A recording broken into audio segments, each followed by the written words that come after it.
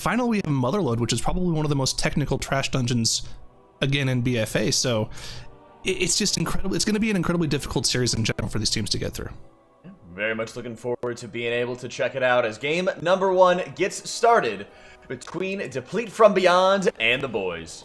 Yeah, so I'm excited to see those huge pulls. We see the double DK coming in from one team here, Dr. J and a DK. Interesting to see. He's known for this mage gameplay and the rogue gameplay as well. So now seeing Dr. J on this unholy DK. Yeah, and I think once again we're going to see the major difference here between having double DK versus just having DK Rogue. Of course, the Rogue is going to be able to provide that extra utility like we talked about in the last series, but the absolute damage output of the DKs, you can see how much quicker they'll get through the pack once again. I feel like we're kind of a broken record. We're probably going to be for a while, but the fact that you can get that much extra damage output just by swapping a class means you don't need the utility that the Rogue brings if you can just kill everything that quickly. Yeah, I do think that the better comp is definitely for Deplete from Beyond here with the double DK over the Rogue, because Underrot is known to be a dungeon where the Rogue utility is not actually needed as much. Now, when you do those big pulls in Kragma Room, the reason why you don't need the Rogue utility anymore, like in the past, is because you just have so much damage with the DKs that you don't need the Rogues to control the Maggots and to control the Lashers and to control the Bloodswarmers, because you just do so much damage that those abilities can't kill you before the mobs just die. And now we see Deplete from Beyond engaging the first boss and also using their Bloodlust for it as well. Yeah, now we did actually see a little bit of a slowdown coming on the side of Team Deplete from Beyond. They don't have a Rogue for Shroud, so they weren't able to just run straight through to Elderly Axa like the boys were. So they had to sit there, wait for everyone to get sacked up, then run through and all Shadow Meld off the mobs at the exact same time. And that was just a big time loss for them. I wonder if maybe the Warriors' Fear wasn't off cooldown or something. They had to wait for something there, and that cost them the time that they gained in terms of DPS on the first pack. So they actually were a little bit behind when they pulled the boss, but we talked about this before. Once again, the Unholy DKs with their Army of the Dead in combination with Bloodlust. And on top of that, it looked like Clix is just getting procs like insane right now. He must have 100% Dance of Death uptime. He's doing a ridiculous amount of single target damage on Elderly Axa. Yeah, and Elderly Axa is also a boss where Prot Warriors are just so good because they can spell reflect this Blood Bolt back to the boss and do a decent amount of damage to the boss as well. So they're definitely going to make sure they are going to abuse the spell reflect to increase their single target damage and just speed up the boss kills, sorry. Now, both of them did down the first boss now. The boys are slightly ahead in trash percentage, 2% ahead. Both of them still on 0 death, so clean run so far. But now Kragma Room is gonna be the key to be faster in this whole dungeon, because that's where you're gonna see which team can pull more. Yeah, and this is one of those areas where we saw a lot of teams going for massive pulls. And once again, they have pulled half of Kragma's Room plus the Lashers beforehand. So this is a ridiculous amount of damage coming out here. Now they have a lot of actual ways to deal with this. The Hunter has Turtle. The DKs can also, they can use their AMS to get through any of those stuns from the Lashers. But it doesn't even matter. The whole trash pool is already dead with both Unholy DKs doing a combined 2 million DPS. Everything is dead before any of the dangerous mechanics even have a chance to come out. And, you know, I think we're going to be saying this a lot, but that right there is, once again, the power of the double Unholy DK. Yeah, for sure. You see the boys going a little bit slower here as they were doing a pull before Kragma's Room, before they go in. I'm not really sure if they're waiting for some of the cooldowns to be ready again. But on the other hand, you see Deplete from Beyond after this insane pull that they did. Of course, now they need to be waiting for the DK cooldowns to come back up, and therefore they chose to do this Awaken mob in between here. Now, this is the tank breaker that is a very difficult boss to deal with, or Awaken mob to deal with the last boss. You can deal with it if you have Hunters, because the Hunter pets can actually taunt off the Spirit Breaker, the tank hit, and they can even survive it, the Hunter pets, if they use their defensive cooldown. But Deplete from Beyond actually choosing to just single target this mob before they go to the last boss. Yeah, that makes sense, because what we're probably going to see is, once again, pulling the rest of the room, plus maybe the skeleton pack if they're feeling a little feisty, into the second boss. And, you know, we should see that boss go down incredibly quickly with the Unholy DK AoE. And like you mentioned, it makes sense that they're going to deal with at least one of the trash mobs, because the final boss of this dungeon, the Unbound Abomination, is actually a relatively difficult boss in the grand scheme of things. Adding a lot of extra Awakened mobs on top of that and more mechanics seems like it'd be pretty dangerous for them to do. Yeah, you see Rentari now gathering up all of the trash here, a bunch of Bloodswarmers and the skeleton pack as well. It looks like they're not pulling the boss on top of this though, because Ooh, oh, there it never is. mind. There's the boss as well. They don't have Bloodlust ready because they did use it for the first boss. I assume they're only gonna have it ready again for the last. But this is still an insane pull coming in here, as they also have the Death Speakers. They have 2 Bloodswarmers who fixate people and do a lot of damage. But this is the strength of the Mistweavers. Look, the amount of HPS the Mistweaver is doing on top of the DPS that the DKs are doing. This is a perfect combination with Way of the Crane from the Mistweaver and this insane burst AoE from the Unholy DKs coming in. Yeah, Way of the Crane is definitely balanced. I mean, is there a reason that we've seen the rise of the Mistweaver monks coming in through the last MDI season into this one? They're just incredibly strong for these particular types of pulls where they can Way of the Crane and do ridiculous damage and healing output. And, you know, we're not seeing as much boss damage as we saw, like, for instance, in the Freehold, because this is, of course, a tyrannical dungeon, and these bosses have a massive amount of HP, so by the time the trash is dead, the boss won't really be as low as usual. But to get that extra 20% boss HP down while you're still AoEing a bunch of trash is incredibly time efficient, so good to see them do that. No deaths going out. They dealt with the first tantrum well, and Deplete from Beyond is doing pretty well, but we've been talking about them a little bit too much. The boys have come careening ahead. They're 10% ahead on trash, and they're lower on Kragmaw. Yeah, I mean, I think this is a big reason because of their strategy and how they pulled. Now, the pulls to Deplete from Beyond were a lot bigger and a lot flashier, but they lost a lot of time having to deal with this Awaken mob all by itself. Even though they were using their downtime of cooldowns efficiently dealing with the mob, but if the boys actually don't have to deal with the Awaken mob at all and they're pulling with the last boss later, then they're making up so much time, as you can see, with the 10% trash that they are ahead, and they're also ahead in boss DPS. So this is actually a very close match. Now, I'm not really sure if the boys are choosing to do the tank buster with the last boss, or if they just do the pillar after Kragmaw, but if they manage to skip it, that's going to be a huge advantage for the boys. Yeah, we'll have to see what they choose to do after Kragmaw goes down for them. But, I mean, they're keeping this lead, actually even pulling a little bit more ahead. When we first saw that they were ahead, they were about, I'd say, 10 to 15% ahead on the boss, and they're now closing in on about 20% ahead on Kragmaw, which on a tyrannical boss could be easily 30 to 40 seconds worth of time. So, I mean, the boys is definitely pulling further and further ahead right now. Yeah, most definitely. Do you see the hunter damage coming in as well? Of course, the DK damage looks much flashier and much bigger because of all of the AoE that the DK is doing as well. And a lot of times when we talk about DKs, we talk about their AoE bursts, but they also do an insane amount of single target damage whenever they do have their big cooldowns ready, their army and their other cooldowns, because they do get faster might stacks, which increases their strength by a lot. I believe it's 30k or something like that. So a huge amount of strength coming in for them, which also increases their single target damage by a lot. Now, of course, a hunter will do more consistent single target damage compared to the Unholy DK, but once they do have their burst cooldowns ready, they also do a lot of damage. Yeah, and we do see the boys actually dealing with that tank buster Ungoth Breaker of Heroes as well. So they are also choosing to just single target down that one awakened mob. And there's just a little bit of a difference here. But Kragmaw is going down for Deplete from Beyond at the same time that the tank buster is going down for the boys. So the only major difference right now that we see is that 11% trash on the board for the boys. Now, what I'm interested to see here is how Deplete from Beyond is going to choose to deal with this, because we've seen this a lot throughout the past year in terms of MDI in the BFA season. When you run the double Unholy DK, you tend to want to pull trash into bosses. So I would not be surprised to see pretty much all of the trash in this room being pulled into that third boss here. This is going to be very dangerous though, because there's so many casts they have to deal with. They have these defilers. Defilers have so many dangerous casts that need to be interrupted. You have the Shadow Bolt Volley, which does huge amounts of AoE damage to the whole group if you don't interrupt it. And on top of that, you also have the Withering Curse, which decreases your HP, as I believe, and also decreases your damage done. So definitely want to interrupt that ability. Now, the one thing that is actually really good here for both of the teams is the Mistweaver's Revival, because you don't actually have to put the upheaval on top of the mushrooms here for Sancha, because when the first AoE comes through, they can just dispel all of those diseases that the exploding mushrooms put on the group.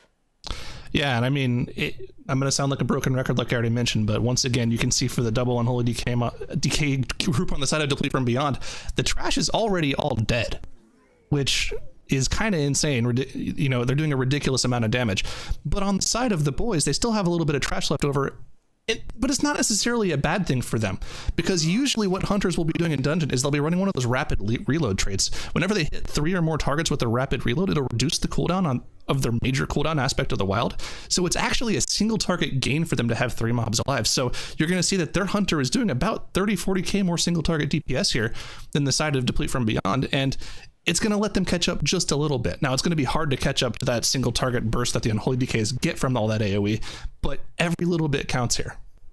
Yeah, one thing to note about the trash percentage here in Underrot specifically is that you need to reach 100% trash before you can actually go to the last boss. So even if you can kill some of the awakened mobs with the last boss, you can't actually benefit from the percentage, the trash percentage you get from them, because you can't reach the last boss without having this 100% trash. So that's why you see the boys, they're on 95%, meaning after Sancha, they can stealth through all the way to the last gate, kill those 2 mobs that are in front of it, get the 100%, and then go to the last boss. While Deplete from Beyond still has to deal with quite a bit of trash on their side of things. Now, here's where the Rogue actually is going to benefit the boys a lot, because they're not playing these awakened mobs, they don't have these portals to skip everything, right? They still have the Shadow Melt that they could use, but doing a skip with Shroud is just going to be so much easier than with a Shadow Melt.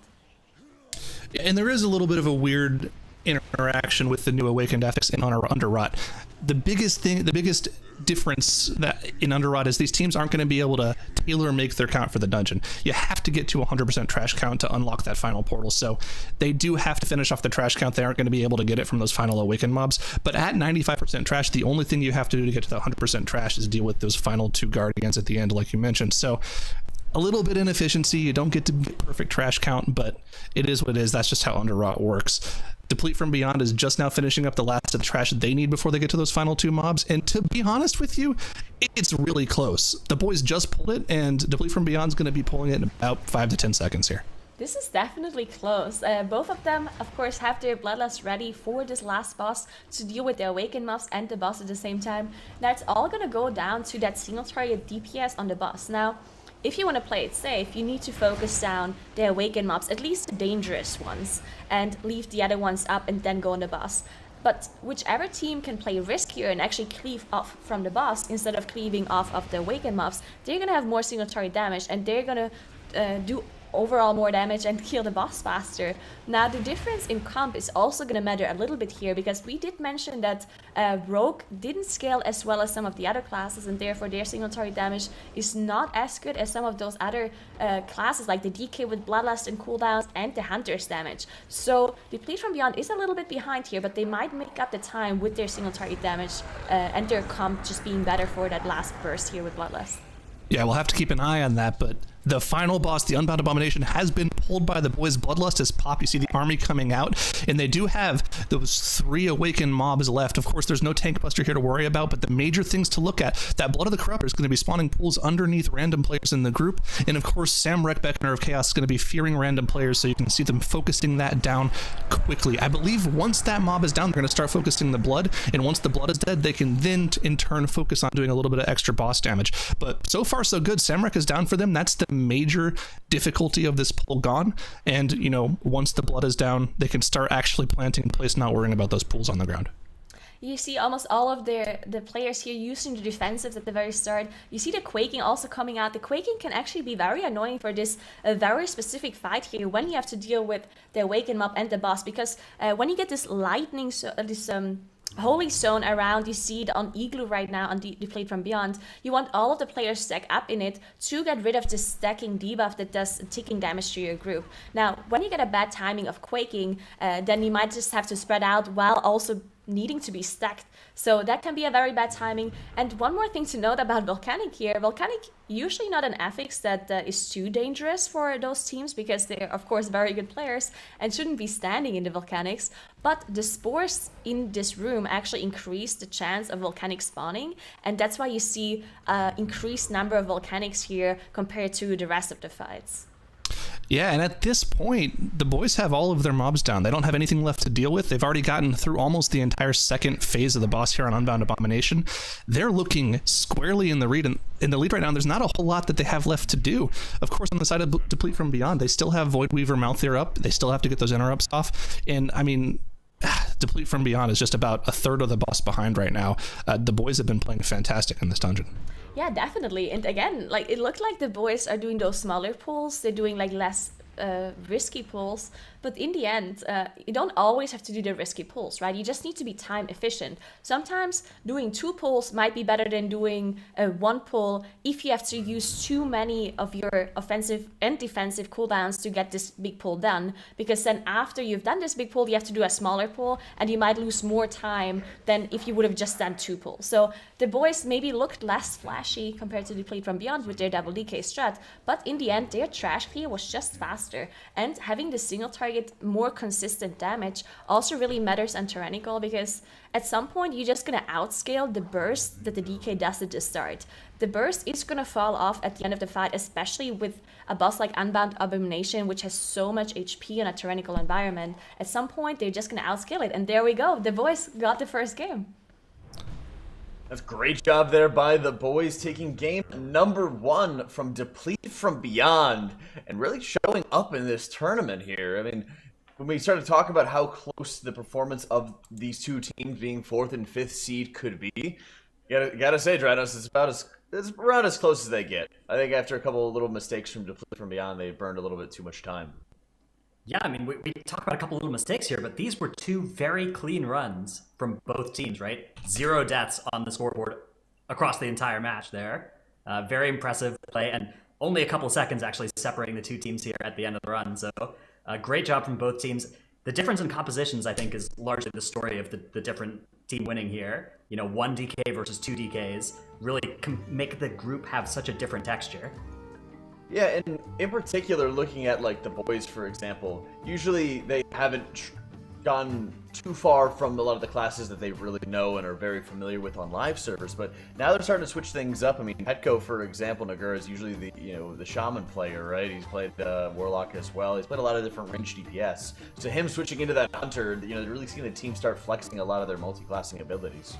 Yeah, multi-classing is just so important for this MDI environment, because you need to be switching around from a double DK comp to a hunter. Maybe you have a rogue now and then. Demon hunters just are being played as well. So the better you are at multi-classing, the better you're going to be at this tournament, really. And that's why that's a big reason why MethodEU also has been so good all this time, because they have been so good at multi-classing. Now, seeing Petcon this hunter, and he also talked to me and said that he feels very comfortable on the hunter. So yeah, just incredible performance by them.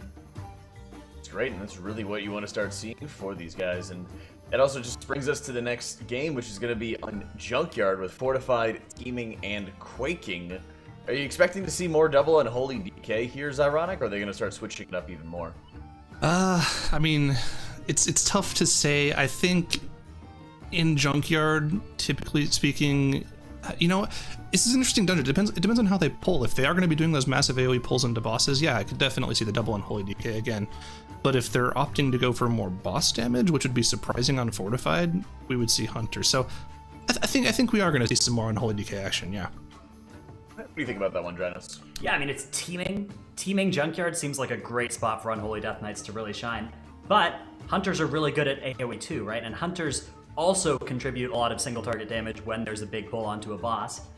So it's not like they're a bad spec at doing that either. I think Death Knight might be slightly better at it, but you know, you have a Hunter for the rest of the dungeon maybe contributing a little bit more. Maybe that's going to be worthwhile. These 2 teams actually had a different answer for that question in the time trials.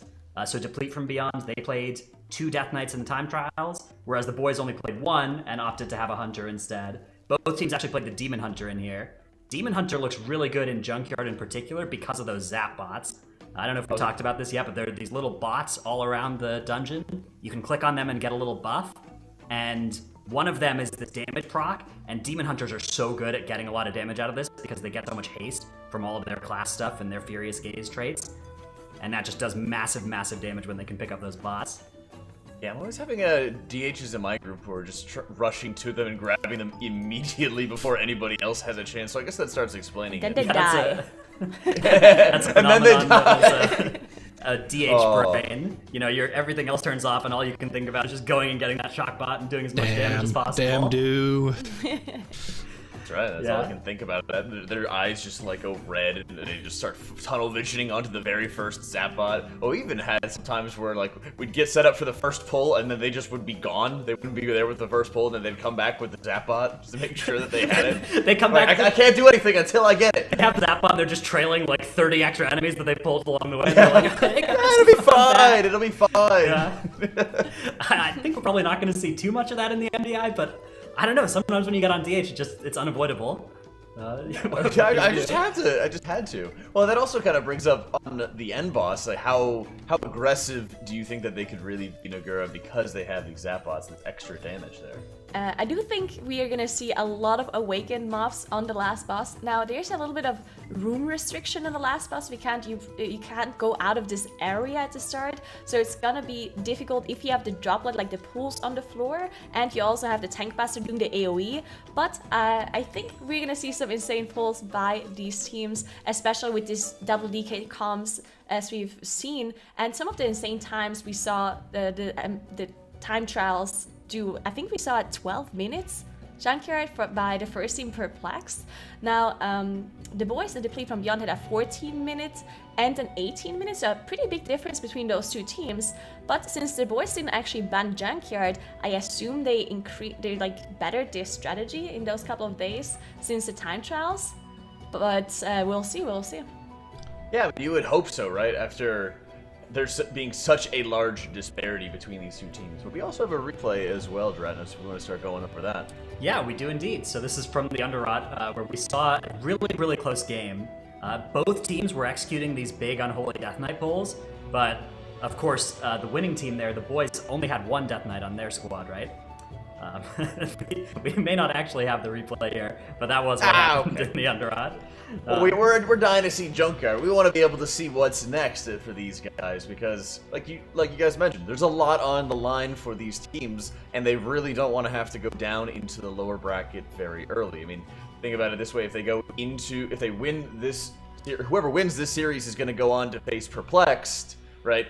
Rather than having to go down and face Pualuka later on, and then there's a lot of really good teams that are in the second side of the bracket. You've got you, Painter Femme, Self-Reliance, the Doppler Effect, a pretty stacked European roster of players and veterans as well, Nagura. So getting into that losers bracket early is really tough to get your way out of. Yeah, this is a very tough region to play in general. We've seen the last couple of seasons as well. European teams, they just really try hard. They have those insane times, and those teams, they just really put a lot of time into practice, and they just really want to get it. They're there for the challenge, and they're just giving their best. So those 8 teams that qualified, they're all insane teams, and there's so many veteran players, and we do see some new players as well, but it's just mainly veterans and just mainly those teams who really just put so much time into it, and they're so good, all of them. So yeah, it's gonna be very difficult for all of those teams to make it, and just being in the upper bracket is just such a big relief later on if you have to play less games, and you also just have this pressure of not being out of the tournament if you lose one of the games. Yeah, and that's one thing that always kind of goes into the tournament gameplay as well as ironic for when you guys competed. You know, you had to completely crawl your way out of the lower bracket back when you competed in Legion, right? That versus having a little bit of time to rest, having a little bit of time to practice whatever you're not as comfortable with, right? Yeah, I mean, dropping down to the first round of the lower bracket is not fun at all. The amount of extra matches that you have to play to even have a chance of getting back to the finals is ridiculous. Not only that, but when you're in the winner's bracket, you get more practice time. You just get to sit there, watch the other teams play for 2 or 3 matches, and then when you get to the grand finals, you're so much more rested in practice that you just will feel better. I remember one of the things that we were talking to Method and A last year is they always made it to the finals against Method EU, but they were always at a disadvantage because they had to be playing their matches and couldn't actually practice the grand final matches. So yeah, they always felt like they were behind. Yeah. Especially now that the grand finals are going to be level 20 dungeons as well, so it's even more pressure for these teams to get practice time and know how they have to change their dungeons and change their pulls for level 20. But we're all set and ready to go as the Junkyard is getting underway as Deplete from Beyond is down 1 against the boys. Yeah, so first time seeing Junkyard in the MDI. Let's see what both of those teams pull off, as both of them are gathering up a pretty huge pull at the start here. Actually, we see a little bit of a difference there. Deplete from Beyond opted to just completely shadow melt all of that initial trash pull they pulled, and then the boys is actually just getting right into it with this massive pull, and you can see right away that initial burst damage from the Demon Hunters showing the power of their class. The important thing to mention with Demon Hunters is they also bring that percent magic damage taken increase debuff to any mob that they deal with. Another variation as well, you see the Bloodlust being popped for Deplete from Beyond as they just go straight to Team Gobblemak on their side. Yeah, they pulled so much trash on top of this boss while also committing their Bloodlust. That's a pull they can do with their double Unholy DKs, but this is so dangerous because not only do they have the AoE damage from the boss come in here with the charge smash and the rebel that also is being cast by the boss, but you also have those very dangerous mobs that have random aggro on targets, which does a lot of single target physical damage, but you also have the bullies that target a random player with a shockwave, and this shockwave actually one-shots players even on a 19 setting. So getting hit by a shockwave is 100% deadly for those players, but they killed those bullies already, and now they are on 30% of the boss already. And it looks like they're just letting these small trash mobs funnel into the boss and, fueling the AoE damage the Unholy DKs are bringing in. So just the DKs are going to be continuing to pop off instead of just doing their initial AoE burst, which will be cleaved into single target. Saw Igloo dropping incredibly low there from that avalanche from the ceiling, but the bubble coming out, everyone's topped. They're going to be just fine as King Gobblemak goes down for them. Yeah, that was pretty dangerous because Igloo was actually standing in a charge smash. Now what you want to do is that everyone wants to stand in a charge smash, and then it splits the damage from it so your tank doesn't get one shot. But it also applies a debuff to you, which you need to go close to one of these pillars at the side to light them up, to activate them, and then the debuff goes away from your player. If you don't activate one of those pillars while having the debuff, then the debuff just stays on your character and it ticks for a lot of damage. And that's why Igloo actually dropped so low, because he did have this charge smash debuff on him and he didn't actually activate one of those pillars. Now they're moving on and do a pretty significant pull here as well in this next boss's area. Yeah, and I liked the view that we had of Rentari there. We could see him running around the backside there, as well as the other DPS players running around, more than likely picking up those bot buffs in the Junkyard. Actually, we're in EU right now, so we should be calling it by its proper name. The Junkyard, I believe, is what you call it over here. Exactly. But picking up those bots, there's 3 separate bots that you can get in this dungeon. Hold on that as Rentari goes down, and it looks like it's going to be close to a team wipe. They managed to get the battle res off on Rentari, but all of the DPS players are dead, and he'll have to finish off the rest of the trash himself, and he's just dropping low. It doesn't look like Igloo's quite going to be able to... Oh, wow, he's still alive somehow, and it looks like he should be able to finish off the trash pack, as it's not that long of a run back for the rest of the DPS players. That could have been disaster for them, but it looks like they were just able to pull it out there. Very dangerous from them. They're gonna lose quite a bit of time because of this, but because they got the battle res off, and as you mentioned, they did manage to recover at the very last second here. So many mobs were low HP. If they would have resetted the pull, if everyone would have died and they didn't get the battle res off, then the mobs would have reset, they would have gotten full HP back, and they would have lost even more time. So it's very crucial for them to get the rest of Rentari here and being able to continue to pull. Now they still lose time, of course, from the deaths. Each death adds 5 seconds to the timer, so it's still going to be a problem for them. But because they were so much faster in their time trials, 4 minutes difference in the time trials between those two teams, you see the boys just now downed the first boss. So even with the 4 deaths that they have here, they're still ahead. And of course, moving on to Trixie and Nano, this dynamic duo here. The name of the game, of course, is to make sure you're interrupting all of those tases from Trixie and watching out for Nano's crashes that he does. As long as you're dodging those, you should be totally fine. Now, of course, the major mechanic from Trixie is that Mega Tase. If you get targeted with that, you need to go stand in the smoke bomb like we just saw Clicks run out and do. Of course, you can also immune it or vanish or shadow meld it off. So there's a lot of tools that these guys have at their disposal to take care of that. But once Nano's in that vehicle, you can't really get that much damage on him, so they're making sure to focus him down a lot right now. Yeah, and since they're not running any range DPS on Deplete from Beyond side, they definitely want to make sure they even out the damage on both of those bosses, because once one of the bosses dies, they actually buff the other one, and then there's an AoE damage on the whole group, which can be dangerous, so you definitely want to make sure you kill them somewhat evenly. Now, the boys are also in the same boss area room, but they still have to deal with the trash here before they engage the boss, and some of these trash pulls are very dangerous. As you can see, their HP dropping very, very low. There's a bunch of AoE that is happening on these mobs, especially the shoot coming out from these blasters, as you can see. Now, I think something that we were about to talk about right before that near wipe took place for Team Deplete from Beyond, one of the major features of Junkyard is that there are these little buff bots all over the place in the dungeon. There's 3 separate bots. There's the Zap bots, which will give you a random damage proc, which does a lot of dungeon, something like 30 to 50% of your overall damage. There's the Grease bots, which give you a small haste buff. And then there's a third bot as well that gives you a health and healing increase buff to your character.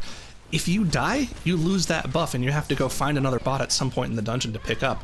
So there's only a certain amount of bots in the dungeon that you can pick up, and if you lose all of them and you don't get any access to any other bots, you're just doing less damage and are a lot less tanky than the other team. So you're going to see probably Clicks run around to try to find a new bot. You can see there's a Zap bot right at the top of that mountain, but he wasn't quite able to get there. It's just a little bit of extra things that Deplete from Beyond has to worry about now that they had that near wipe. Yeah, true. That's not even something I thought about. Junkyard is definitely one of those dungeons where a wipe can cause so many problems. Not only do you lose the time and the extra seconds, and maybe you have to redo the pull, but you also lose the bots, as Sarah just mentioned, and just getting back the bots takes a lot of time. And if you can't get the bot back immediately, you're going to lose a lot of damage, because not having the shock bot, not having this extra damage really does matter. Now, we see the boys are just done with the boss fight now. They also have 1 death on their side, but 1 death, of course, will only require 1 person to get the shock bot and the other bots back, so not as big as a deal as it is for Deplete from Beyond. Now, they're dealing with those monstrosities now, as you can see, and some of these pulls are very dangerous because you see those small little blobs spawn, and they actually do a huge amount of AoE damage if you have multiple of them spawn at the same time, and that's why the group just dropped so low, and that's why Igloo has so much HPS done.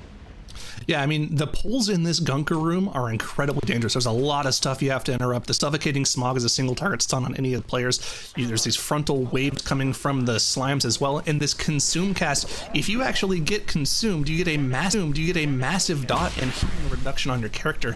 And it's just a ridiculously bad debuff to deal with. So these trash pulls, even though it looks like they're just, going about their business, AOing things down, are incredibly dangerous and require a lot of CC focus. Yeah, actually, Petco on the side here had the debuff, and he's going down. Chaya going down as well. Bob going down as well. I think they miscalculated something there, as all 3 of them were standing in the consume cast from the monstrosities, and they didn't actually dispel. I'm not sure if the revival was just not ready or they couldn't use it. Either way, they have a full team wipe, meaning they have to reset the whole pool. They need to get their bots again. This is a huge time loss for the boys, unfortunately. Yeah, and I mean, they're going to have to gear up to do some similar style of pull, or maybe even do smaller pulls now that they've expended their cooldowns to try to go for that. Whereas on the side of Deplete from Beyond, they've pulled the 3 elementals, they've killed them all, Gunker has spawned for them, and they're getting ready to go. Going to be pulling all of the available trash left in the room into the boss and cleaving it down with, once again, that double unholy decay, and it should instantly melt. Yeah, so I do believe that the revival was maybe just used too early, as they had 2 of the monstrosities. Maybe 1 consume cast went off, the revival was used maybe too early, and then the second consume cast hit everyone. They weren't able to get rid of the disease anymore, and it's just such a nasty dot. Dr. J actually going down as well here for the Deplete from Beyond. They don't have a battle res available, so they have to 4-man this rest of the fight. Yeah, I mean, that battle rose will come up in about, it looks like a minute and a half, sorry, about 30 seconds for them it should be coming up. But Curry also going down, and that is their battle res, so if they want to get one of them up afterwards, they'll have to use the engineering res, which can be incredibly dangerous on a fight like this, where your positioning is at risk at just about every moment. And Rintari going down is going to spell a wipe for Deplete from Beyond as well, so slingshotting back as well. At this point, they've had 8 deaths. That's 8 bots that they've used up in the dungeon, and at this point, you're running out of bots that you have available in your dungeon path. I don't know if they actually have enough bots left over at this point.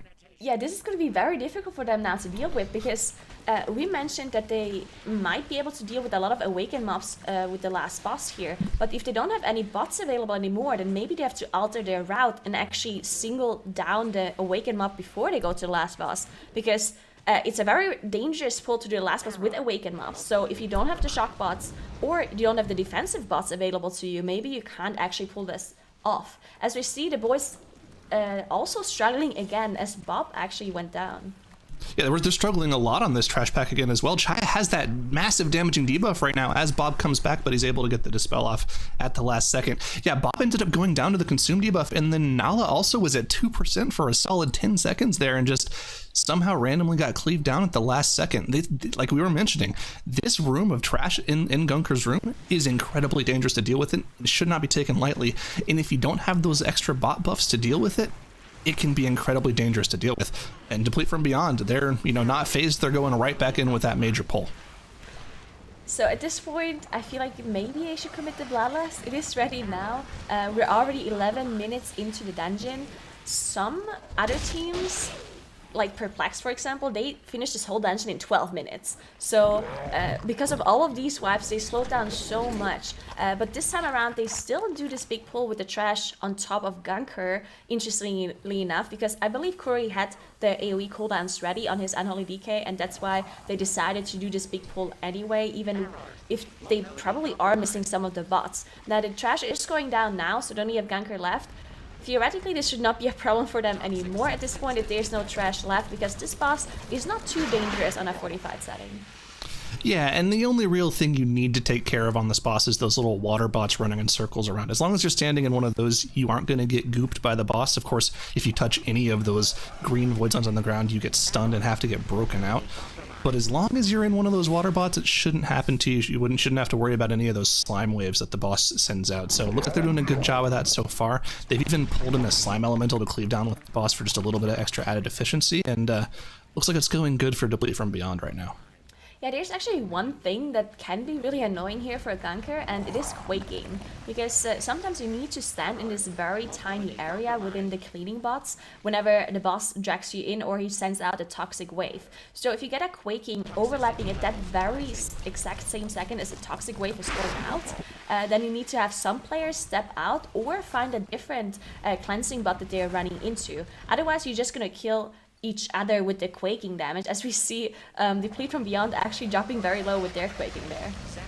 Yeah, a little bit of a scary moment there, but Gunker is now down to 5% HP. They should be able to finish him off before anything else happens, and Gunker finally going down for Deplete from Beyond after a very unfortunate wipe early on. Now, they are still quite a bit ahead in terms of the actual progression of the dungeon in terms of the boys right now, because, they did only have that one wipe earlier on, but again, we have to mention the bots. The bots are so important in Junkyard.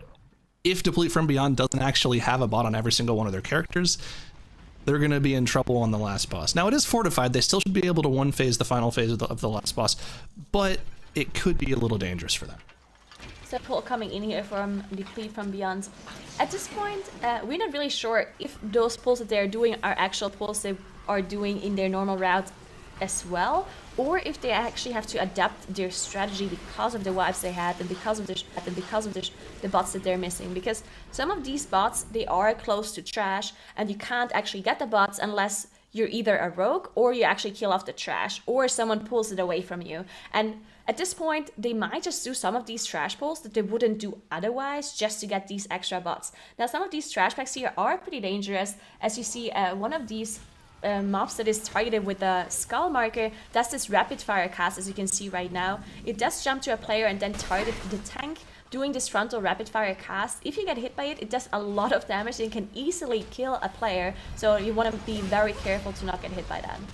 Yeah, in a 19 Fortified setting, that probably 2 or 3 shots you does a ton of damage. You really can't afford to get hit by that at all, which is why it's not surprising to see them only pull one of those at a time. You could try to combine it with this pack that they're about to pull in front of the boss, but that just seems a little bit ridiculously dangerous. But talking about dangerous, it looks like they're gearing up to do just that. They're pulling all of the rest of the trash they need together, and we're going to see if they're able to pull this off here.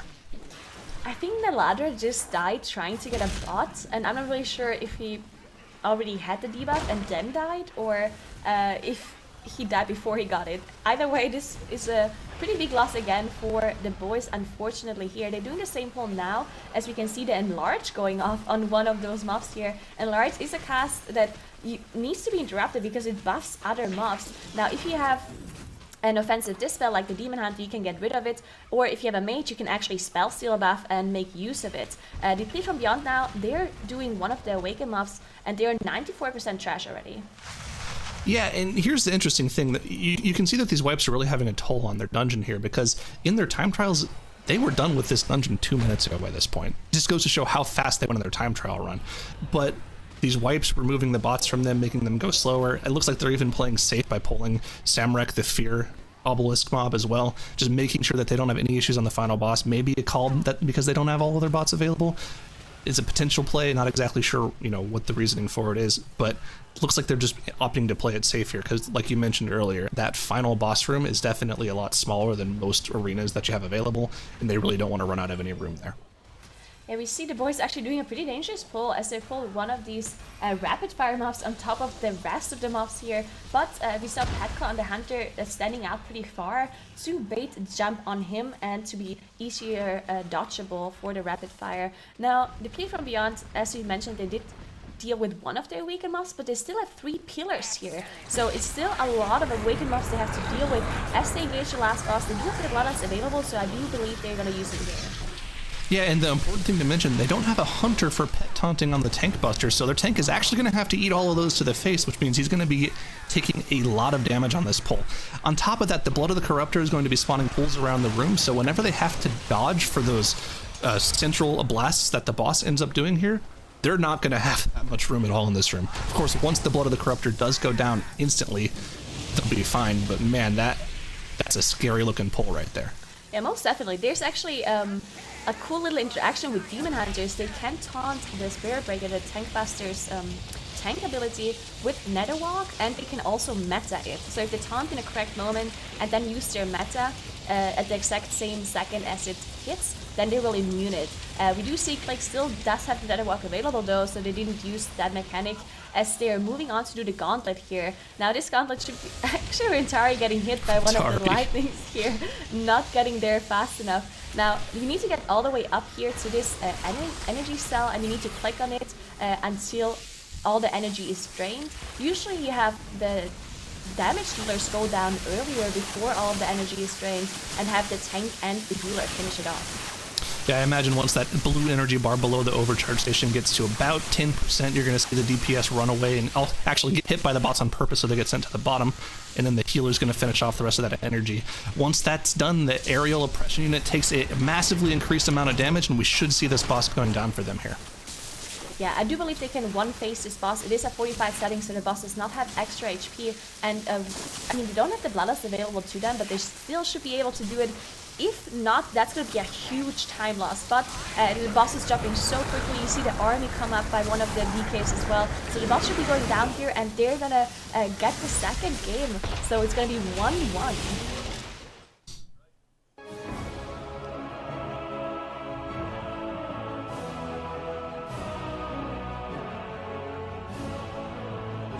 Expecting throughout this one, Drados. Yeah, to some extent this is not surprising. We saw the Underrot, they had 0 deaths on both teams, but these teams are MDI veterans, right? They've been playing the Underrot at a competitive level for 2 years. Junkyard has been out as a Mythic Plus MDI dungeon for 2 months. So these teams have a lot less experience with these polls, and that, I think, showed with like 2 wipes coming out from each team. Ended up costing the boys more than it cost Deplete from Beyond, though, as they were able to take home the win at the end. That's right. And it also kind of shows how well these teams know the dungeon. Like you mentioned, it's only been out for a couple months here, Ironic. So when things do go wrong, how do they recover? Where do they grab more bots at? Knowing all those extra locations really also helps out a bit. Yeah, and it's not only knowing all the extra locations, it's just having the bots available on your particular route. If you have to go out of your way and pull extra mobs in order to regain those bot buffs, it's just going to slow down your dungeon a ridiculous amount. So it looks like they were able to just pull it out in the end, even though they lost, it looks like around 8 buffs throughout the course of the dungeon. But man, this dungeon is probably one of the scariest dungeons to do because there's just so much that can go wrong so quickly. Yeah, and also there's the pressure. We talked about it before, Nagura, where these top teams are setting the benchmark, they're setting the bar for everybody else, and you want to be able to have strategies that are aggressive enough for these guys to be able to beat and to actually win against. So when you go into some of these situations where you have to pull this aggressively, and any tiny mistake like we saw out of some of the larger slimes putting all the consume debuffs on everybody, causing those wipes, just one mistake and that's it. Yeah, it's so much pressure to do those big pulls. It's so risky, and even the best teams can make mistakes, and it's a lot of RNG at some point as well. I've talked to the boys, and they said this very first pull where they pulled all of the bullies on top of the boss, they just said it's a little bit of RNG, because if someone gets hit by a shockwave, you just die. And it's so hard to see where the shockwave is going, because there's so many mobs on top of each other, there's so many things going on at the same time, that you can't just pay attention to everything. It's literally impossible. So there's a little bit of luck and RNG on top of also just executing the pulls perfectly and as well as they can, really. So seeing some of those mistakes come out for both of those teams, especially in a new dungeon, it's okay, to be honest. It's okay. Yeah. Well, it's okay to wipe, as long as the other team's wiping as just long as as the much other team as wipes they. more, yeah. That's right. As long as you can collect more of those buffs. So, what do you think was really the big turning point for both of these teams when we watched through this series, Ironic? In this particular Junkyard, I think it was the fact that Rentari and Igloo were able to save that pull in Trixie and Nano's room. The fact that they were able to just barely eke through while they waited for the DPS to come back. They were just able to keep that pull alive and finish off the mobs. If they didn't do that, who knows how the dungeon could have gone after that point. It's definitely a big mentality thing. Being able to save a pull like that brings the group mood up. It could have been a lot worse. And on top of that, these teams are allowed to watch the stream on their other monitors. They can have, they can have that information available to them.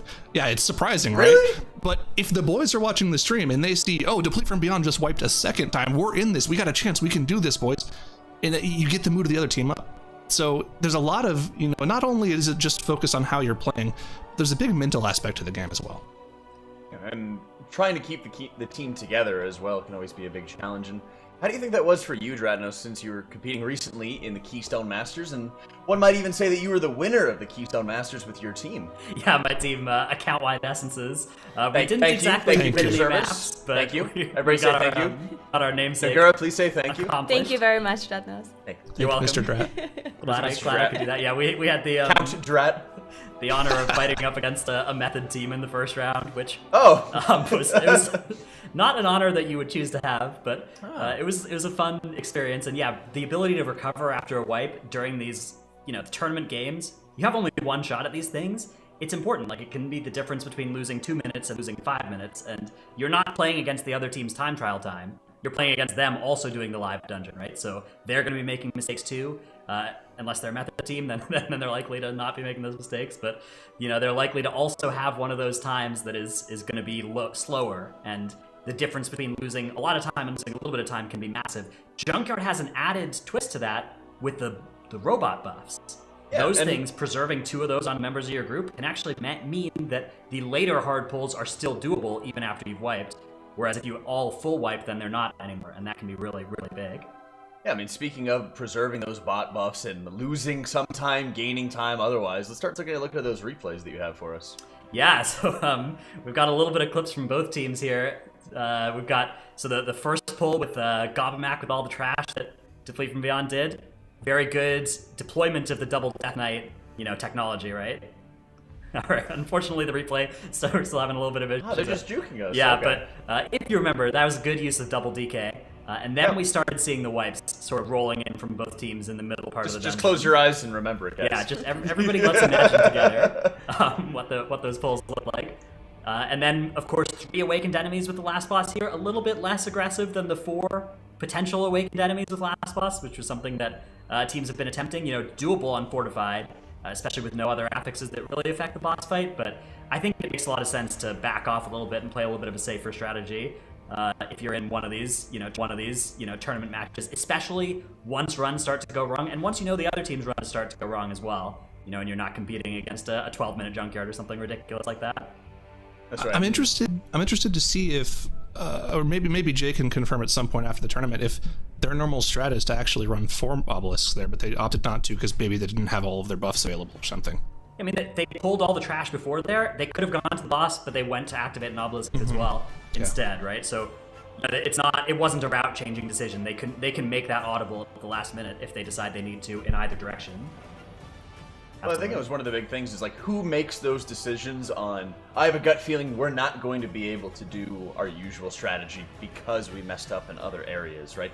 When it comes down to like running a team, Drenos, do you usually just have that one dedicated shot caller, or is it something that's just an ongoing conversation as that wipe happens? Yeah, teams have a lot of different ways of doing this. You know, some are kind of democracies, some are dictatorships, some are, some will have 2 kind of people. That can be when you really start to have problems, is when there's, there are 2 strategies, both of which might work, and picking either one of them can maybe win you the map. But if your team is trying to do 2 different things at the same time, even if either one could work, doing both of them together is never going to work. So it's important that you have some kind of group dynamic that avoids that pitfall. So were you the master vampire or like the servant vampire? No, I'm just I was just sitting back here, Oh, you were the thrall. Yeah, I was just there, mic muted, AFK, alt tabbed into AFK. Live servers, doing my dailies. That's my role. Well, no. I'm asking you about when you played in Keystone Masters, not when you were at a rehearsal yesterday. Okay, all right. Dratnos waiting room. Yeah, that's fair. I deserve that. On that note, yeah. Let's start talking about the next game in the series, because it's all going to come down to this. MOTHERLOAD is going to be our next game, Nagura, with Tyrannical, Skittish, and Necrotic. Yeah, This MOTHERLOAD is nasty. MOTHERLOAD is one of those. Nasty. It's definitely very nasty, especially because of Necrotic, right? MOTHERLOAD is one of these very trash-heavy dungeons where some of these pools can be very dangerous if you have certain affixes. For example, Bowstring makes MOTHERLOAD very dangerous. Sanguine and Necrotic is also one of those, because the tanks already have so much pressure on them, dealing with all of these thugs who have maybe the raging on them as well if it didn't get interrupted, or if it didn't get dispelled. And then on top of that, you have all of these peacekeepers as well. And then the trash after first boss, where we see some of those teams do those big pulls and wipe over and over and over to it. Those are gonna be very dangerous with Necrotic as well. So we'll see how those 2 teams are gonna do this last game. It's gonna be the match finisher to see which team goes on in the upper bracket and which team falls down into the lower bracket. Yeah, and I'm really expecting and hoping to see some more Paladins as well, because we've been seeing nothing but Mistweaver so far. But one of the biggest things is when you're on Skittish, and especially when you're running on an Holy DK, that aggro just goes all over the place. We've seen a number of times, ironic, where even despite the misdirect, despite the tricks of the trade, whenever an Holy DK just pops off, it is just unstoppable to get aggro back from them. Yeah, I mean, hopefully having both tricks and misdirects should be enough to keep the mobs off of the Unholy DK, but like you mentioned, sometimes they just do a little bit too much damage. They might have to wait for 3 Sunders this time. We'll have to see how it plays out. That's right, and we are ready to go in the game, and this is going to decide who is going to move on in the upper bracket and face off against Perplexed, which is quite a daunting opponent as well. Deplete from Beyond and the boys are going to be squaring.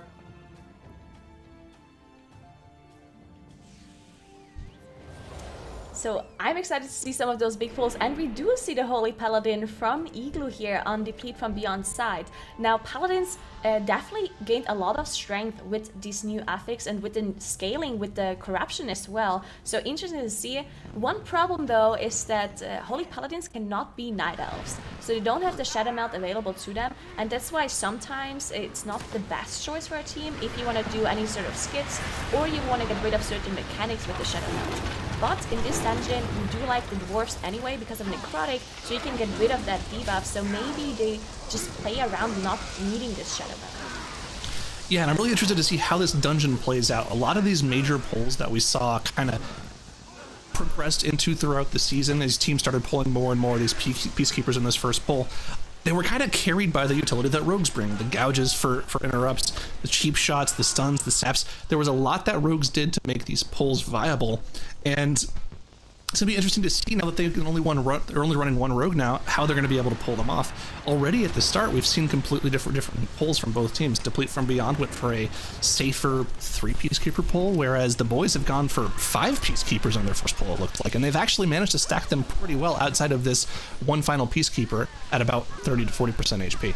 Yeah, that was actually an insane pull by the boys. Now, Red dropped so low, and he was on low HP for the longest time because he was unhealable with all of the necrotic stacks on him and did not have the racial available to get rid of those stacks. So you saw Red just leaping away, trying to keep the mobs away from him to not refresh that necrotic, and then Bob finally managed to heal the HP up once it dropped. So that was a very well executed pull. 42% trash in one pull. That's an insane amount. As you can see, Deplete from Beyond is only at 25%. Now each Peacekeeper does give a really big percentage every time they finish one of them off.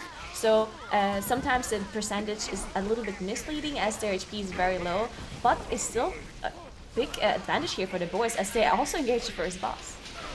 Yeah, I mean, they're just going in with the trash, making sure they're dealing with that DK cleave better. And I mean, honestly, the boys are just playing this dungeon better right now than Deplete from Beyond. It looks like they have a better strategy in terms of trash pulls in the start of the dungeon. Like you mentioned, 42% on the first pull is massive. That's about what we were seeing at the end of the season last year with Beguiling. So they've got everything nailed in. Now, of course, you got to remember, both of these teams were major players in the last MDI Cup, so they both have the strategies nailed down. But it's just good to see that they haven't really lost any of that edge, that they're keeping it going. And because of the way they've been polling the boys, 30% ahead on the crowd pummeler, as well as just flat out being ahead in trash too. Yeah, there's a lot of kiting going on here for the boys as they have to deal with the necrotic and the Peacekeepers at the same time. Petco unfortunately getting hit by this frontal cast from the boss. They do have a battle rest available and they have the DK who can use it, but still huge as they also have a spritzer cast go through by one of the vendors and Bob almost going down.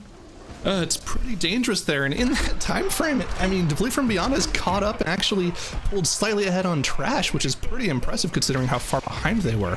Now, of course, they do have 2 more mechanized Peacekeepers left to do a little bit of extra trash percentage on the side of the boys, so they are going to pull ahead again on trash, but because Deplete has no more trash to deal with, they can focus on single targeting the boss down, and they'll probably end up killing this boss a lot further ahead than the boys will. Yeah, this is one thing that we've spoken about in the past. Sometimes a pull might not be worth it if it is so dangerous that you have to use your defensives and you lose a lot of damage by having to deal with all of this mechanics and maybe the fight and so on and so on. And we see the boys struggling so much with this very specific pull here. Petco going down to the frontal, the Peacekeepers randomly standing around casting their shield in the back, Red needing to kite a lot because of the necrotic and because of all the damage coming in here. So overall they're a lot slower on this boss fight, and in the end, was it really worth it to do this pull? Looking at how dangerous it is and looking at how long it takes them to finish off this boss. Bob also struggling a little bit with the mana here as they're so long in combat with this boss. So many static pulses going off, which is such a huge amount of damage to the whole group in a Tyrannical setting. Now, it actually might have been pretty well timed out for them because that boss damage debuff is on the crowd pummeler right now. It looks like it's going to fall off right before the boss goes down, but to be fair, that was actually pretty clean. They're only going to end up killing the boss about 15 seconds behind Deplete from Beyond. Actually, I count that about 10 seconds, but we're going to have to hold that thought because right after the crowd pummeler is this massive pull with a ton of earth shapers and rock throwers, and there is a lot that can go wrong here. There's so many things that can go wrong here as you see Rentari dropping super low, already used the Iron Dwarf racial, so can't get rid of the necrotic stacks anymore at this point, needs to kite. Now once the tank has to kite, it gets so dangerous, especially in a skittish environment. You see Curry dropping really low, having a bunch of necrotic stacks, meaning that you also have aggro here on Curry. Now here's where Paladin can actually be very nice because of those immunities that we've talked about earlier. So some of these pulls might be a lot easier for Deplete from Beyond because of the immunities and the utility that the Paladin provides. And I mean, even though they finished the boss 10 seconds later, the boys, because they were just so much cleaner on that trash pack, they killed the trash pack at just about the same time Deplete from Beyond did. That was, textbook perfection from them. And this is something that we didn't see a lot last year. We saw a lot of teams just opt to completely skip these Stone Furies because they just didn't need the trash percentage. I think we actually saw a lot of those Azerite drillers being pulled at the end of last season, but it looks like both teams are just opting to not pull either of those. Yeah, and as far as I'm aware, none of the teams have done an Awakened mob yet.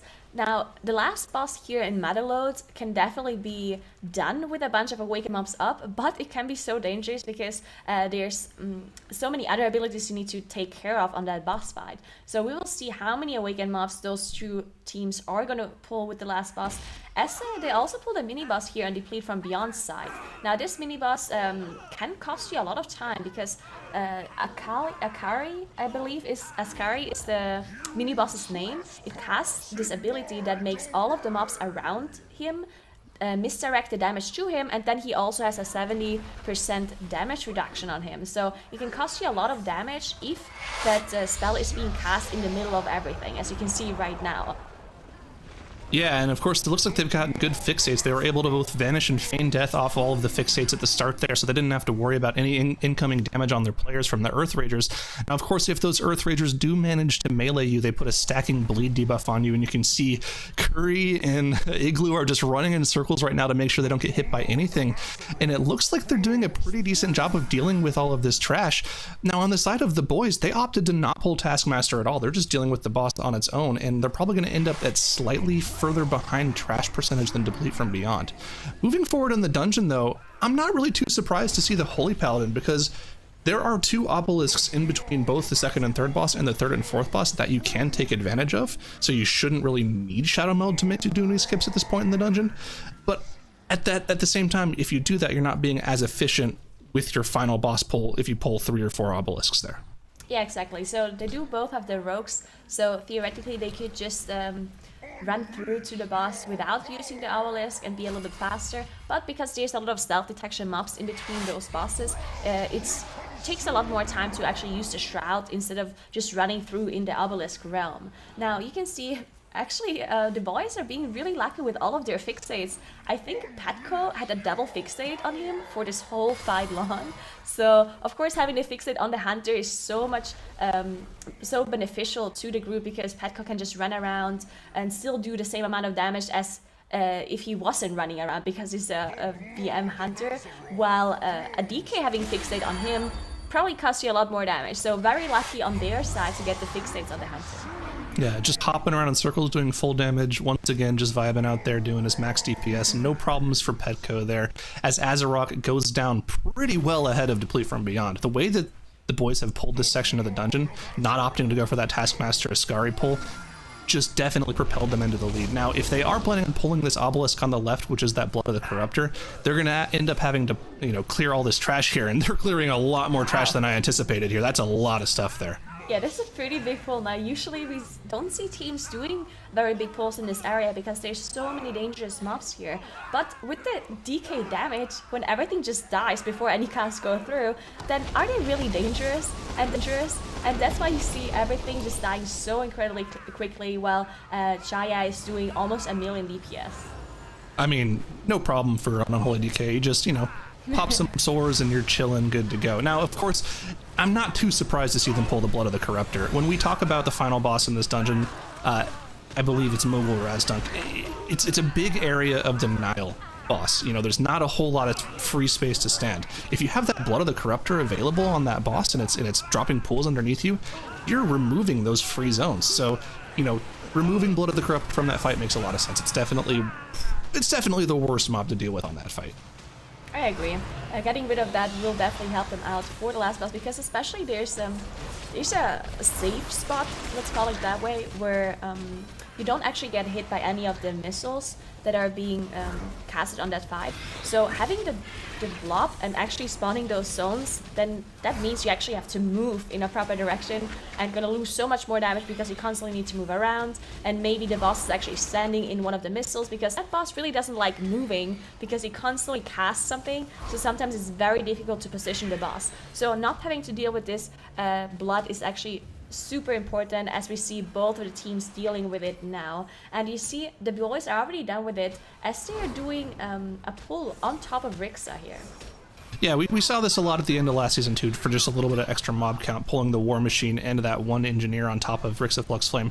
Rixa Fluxflame, there's not really a whole lot going on here in terms of mechanics. It's a pretty figured out boss encounter. You just got to make sure you dispel those magic debuffs that go out on random players, and make sure you're placing the void zones in the right spot. So they're able to just get the little bit of extra cleave out while they're single targeting the boss down. It still does do a lot of tank damage because it's a lot of magic damage that comes out on the tank here by Rixa. And having necrotic stacks from this trash on top of it can be decently dangerous. That's why you see Reds dropping pretty low as well, and Deplete from Beyond not actually opting to do the same pull. So they are an 82% trash, while the boys are probably going to be done with their trash percentage once they finish off this War Machine, and then they probably only have to deal with the Awaken mob anymore. While Deplete from Beyond, they have to deal with some trash after this boss still. So definitely advantage from the boys here, even though they do have one death on the board. Overall, very clean run by both of the teams. You know, I was wondering if that trash percentage was going to get them to 100% HP, because if you think about it, they could pull off the same strategy in this dungeon that we saw from Perplexed in well, no, you can't do that because there's way too much damage output in the middle phase. Yeah, but man, that would be really interesting to see. I was thinking, can a hunter spirit mend enough health to heal through every single one of the rockets? And I just don't think there is. Of course, there's way too much damage output in the intermission phase for that to be something to even think about. I'm pretty sure. I think the bigger problem is the space. Like, you can't kite it anywhere, right? So well, they could kite it down the track right behind the boss. There's a lot of room back there. I'm not sure if you can walk there actually. Maybe. I don't actually know.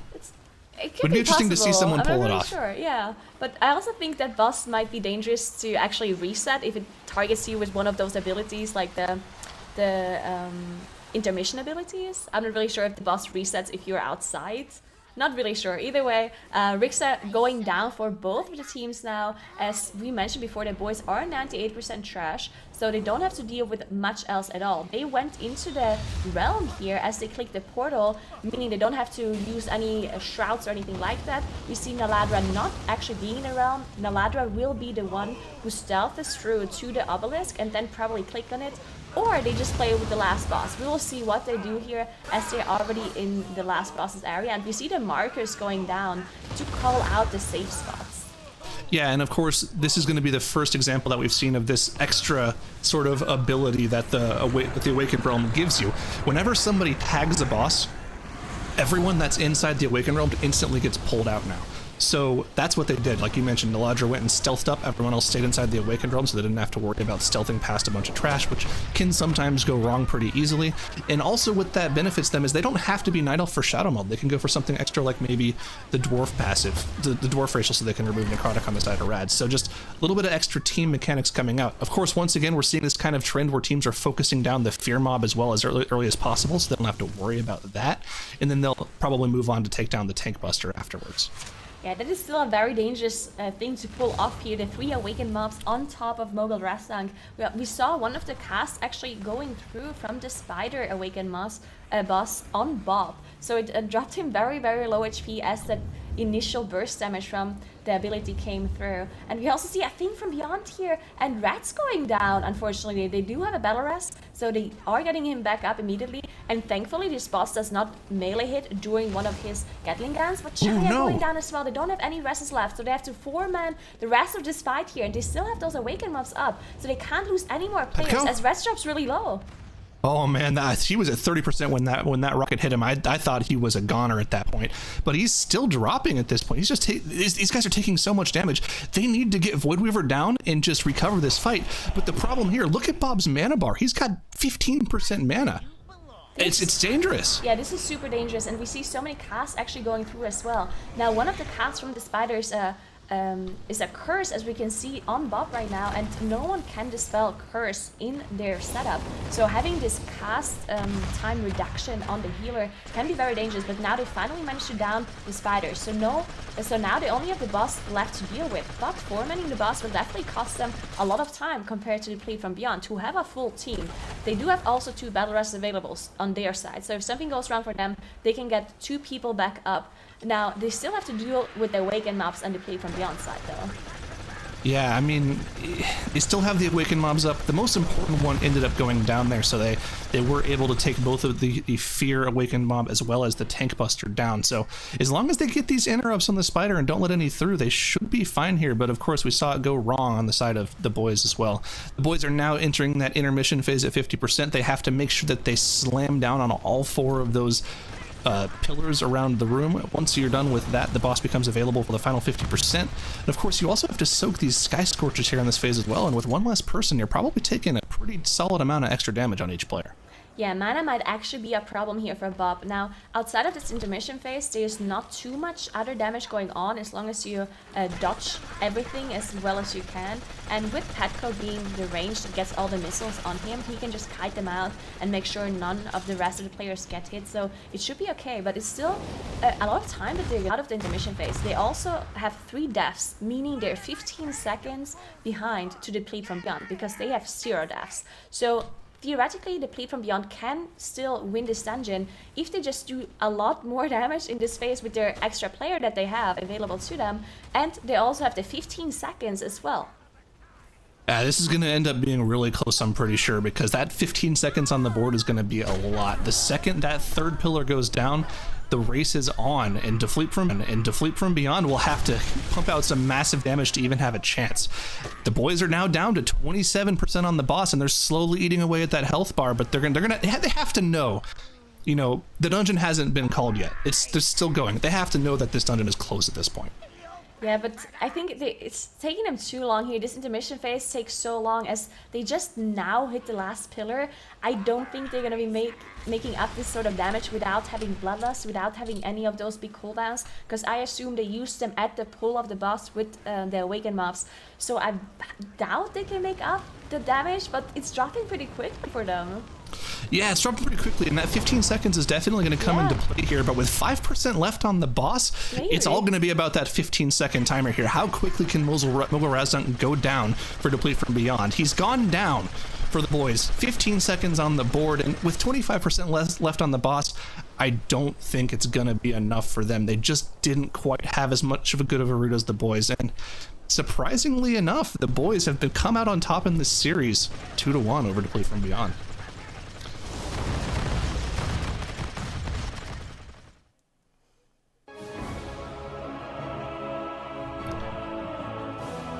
Battle reses that they had on that one, Dratnos, it was pretty close to the boys just losing it, especially right after they lost Chaya, and a lot of their group was super low, and you had Bob just constantly fear of one of those guys dying.